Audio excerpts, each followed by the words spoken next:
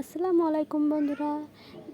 আমি এখন পেঁয়াজটা কেটে নিলাম, তারপরে গ্যাসটা ধরিয়ে কড়াইটা চাপিয়ে দিলাম, কিছুটা তেল দিয়ে দিলাম, কারণ আজকে ভাত রান্নাটা আমার উপরে। চলো কী কী রান্না করছি। প্রথমে শুকনো মরিচ দিয়ে দিলাম আলু ভর্তার জন্য। শুকনো মরিচটা একটু লাল লাল করে ভেজে তুলে নিলাম, তারপরে ওই তেলে এবার প্রথমে পেঁয়াজগুলো দিয়ে দেবো।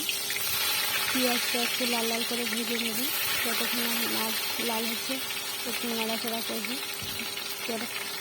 একটু নাড়াচাড়া করে নিই।